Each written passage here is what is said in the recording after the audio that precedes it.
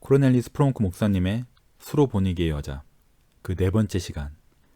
가나안 여자는 예수님 앞에 무릎을 꿇었습니다. 지금까지는 낙담되는 반응만 예수님께 받았습니다. 주님께 자비를 베풀어 달라고 간절하고도 절박하게 간구했는데도 그리스도께서는 듣지 않으시는 것처럼 보입니다. 오 주여, 다윗의 자손이여, 나를 불쌍히 여기소서. 내 딸이 흉악하게 귀신 들렸나이다 라고 외치고 또 외쳤습니다. 하지만 다음 절은 예수는 한 말씀도 대답하지 아니하시니 라고 말합니다. 하지만 여자는 포기하지 않고 계속 부르짖습니다. 주 다윗의 자손이여, 나를 불쌍히 여기소서. 여자가 하도 소리 지르자 제자들은 더는 참지 못하고 주님께 말씀드립니다.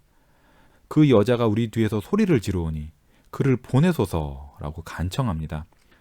그러자 예수님은 제자들을 보시고 나는 이스라엘의 잃어버린 양 외에는 다른 데로 보내심을 받지 아니하였노라 라고 말씀하십니다. 이 여자도 들으라고 하시는 말씀입니다. 여자에게는 하늘이 무너지는 것 같은 그런 말씀입니다. 예수님은 이 여자와 같은 사람을 위해서 오신 것이 아니라고 말씀하십니다.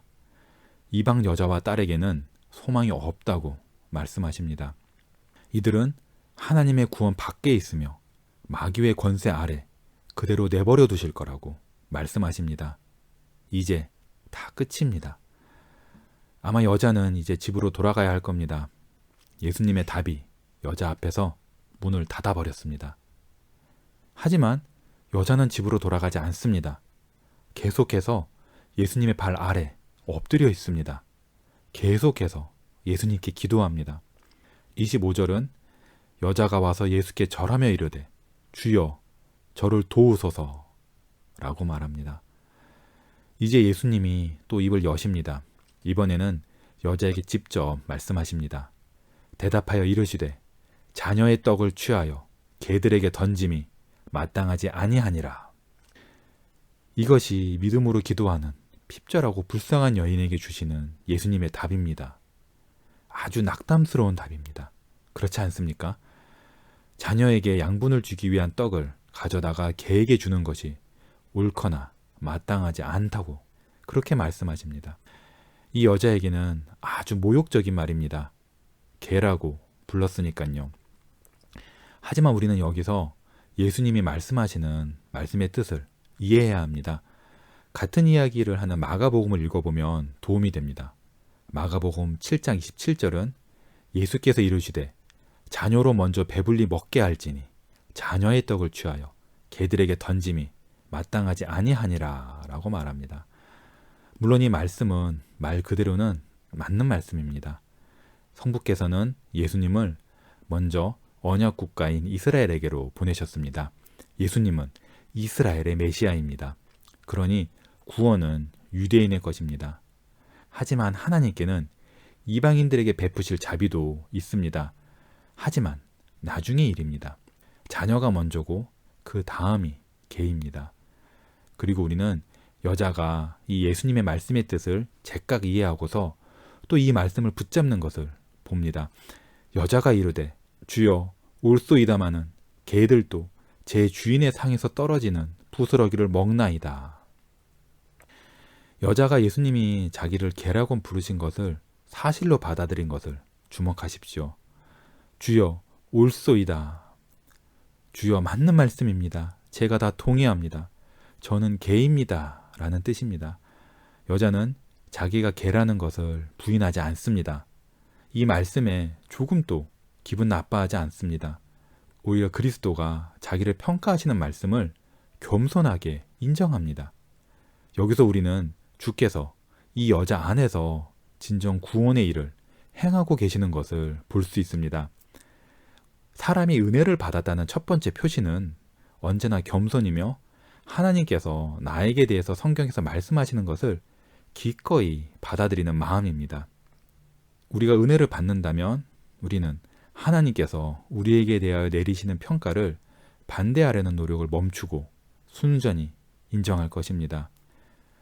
주께서 우리가 아무런 가치 없는 존재라고 말씀하실 때 주님은 오직 진리만을 말씀하시는 것입니다.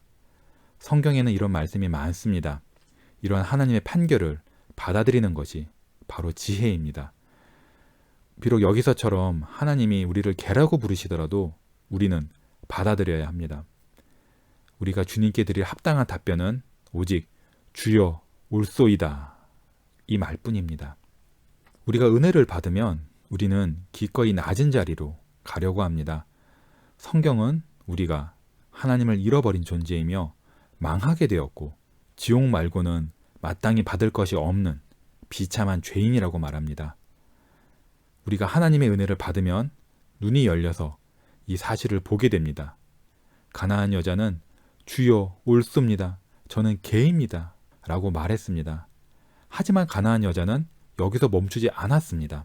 곧바로 이어서 하지만 개들도 주인의 상에서 떨어지는 부스러기를 먹나이다 라고 말했습니다. 이 여자는 겸손할 뿐 아니라 영리했습니다. 그리스도가 하신 매우 낙담스러워 보이는 말씀을 가지고 오히려 예수님이 자기에게 호의를 베풀어 주실 근거로 삼았습니다. 이 여자의 갑작스러운 말을 이해하려면 헬라어에서 이 개라는 말이 강아지라는 뜻인 것을 이해해야 합니다. 중동에서 개는 집안에 더러울 수 없는 것을 여러분들이 아실지 모르겠습니다. 적어도 신약성경 시대 때는 그랬습니다. 개는 더러운 짐승이라서 야생에서 길러야 했습니다. 먹을 것을 찾아 돌아다녀야 했습니다. 이 편견 때문에 어른들은 개랑 놀지 않았습니다. 하지만 아이들은 어른의 편견을 따르지 않는 경우가 많지 않습니까? 그래서 중동에서도 애들은 개, 특히 강아지들과 함께 놀았고 부모는 아이들이 강아지를 집에 데리고 오는 것을 허락했습니다.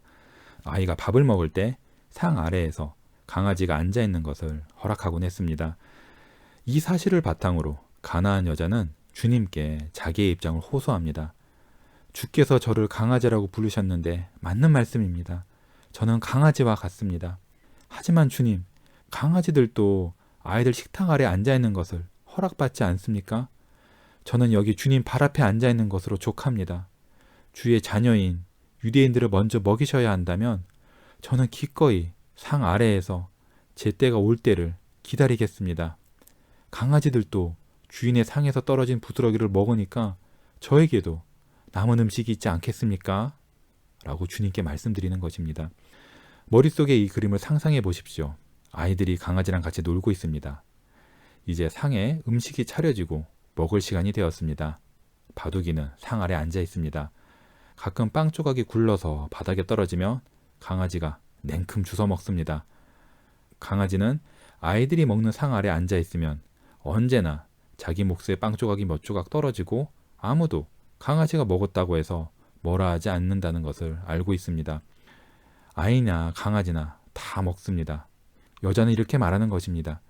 유대인들이 자녀의 몫을 가져서 모든 유업과 모든 복을 다 가져간다며 남은 복 몇 개를 제가 가져간다고 해서 아무도 뭐라 하지 않을 것입니다. 제가 바라는 것은 오직 제 아이에게서 귀신을 쫓아내 주시는 것 뿐입니다. 주의 백성이 받는 복에 비하면 이건 작은 것 아닙니까? 라고 주님께 호소하는 것입니다. 이 여자의 믿음이 참 큽니다. 여자는 예수님에 대해서 이토록 큰 것을 믿었기 때문에 이 여자의 믿음이 큰 것입니다.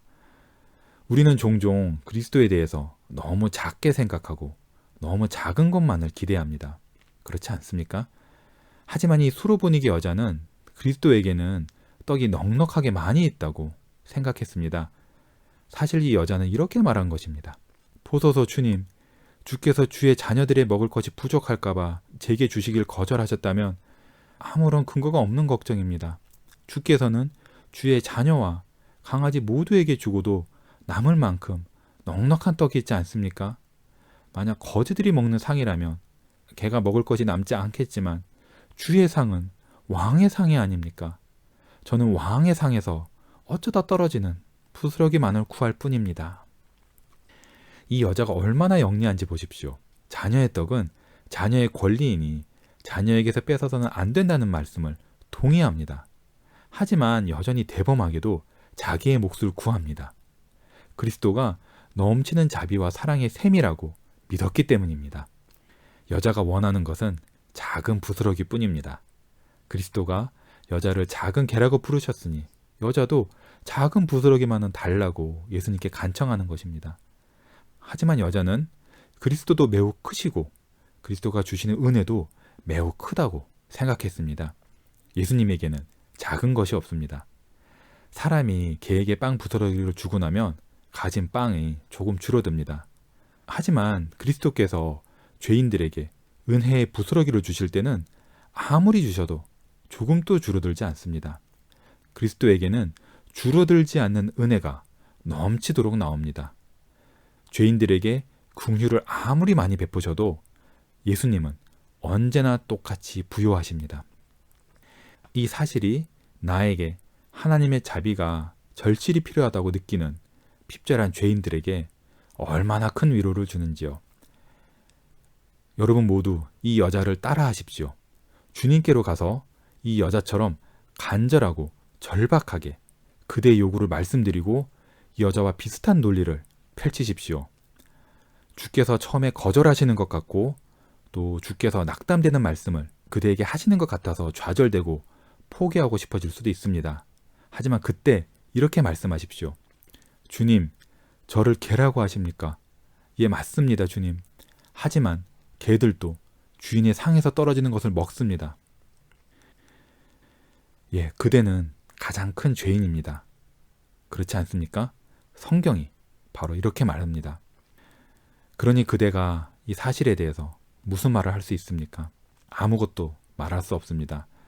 그대가 큰 죄인이라는 이 성경의 사실을 진리로 받아들이십시오.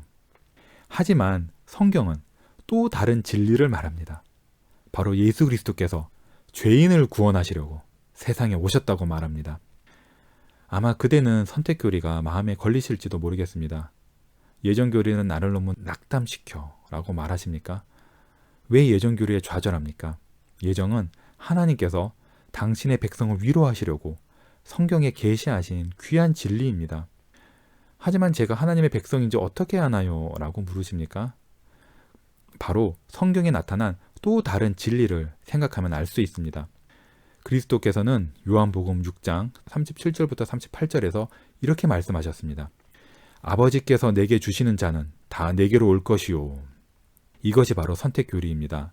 하지만 그리스도께서는 이어서 또 이렇게 말씀하셨습니다. 내게로 오는 자는 내가 결코 내어쫓지 아니하리라. 그러니 죄인들이여, 첫 번째 말씀만 믿지 말고 두 번째 말씀도 믿으십시오. 그대의 있는 모습 그대로 그리스도께로 나아가십시오. 이 여자처럼 그대의 모든 문제와 의문과 슬픔과 혼동을 가지고 주님께로 나아가십시오. 하지만 반드시 그리스도께서 그대를 도우실 수 있다고 굳게 믿으면서 나아가십시오. 이 여자는 예수님이 자기를 도우실 수 있다고 믿었습니다.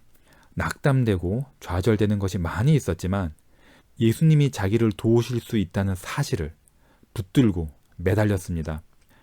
그대의 영혼이 지금 어두우실 수도 있습니다. 하지만 예수 그리스도께서 자기를 힘입어 하나님께 나아가는 자들을 온전히 구원하실 수 있다고 믿으십시오. 또 주님께서 약속하신 것들을 반드시 지키시리라고 믿으십시오. 그렇게 믿으면서 그대 자신을 그리스도께 내어 던진다면 그대는 구원받을 것입니다. 사실 그대는 이미 구원받았습니다. 이 가나안 여자같이 죄인들이 그리스도에게서 큰 것을 기대하는 것보다 그리스도와 또 그리스도의 아버지께 큰 영광을 돌리는 것은 없습니다. 아멘.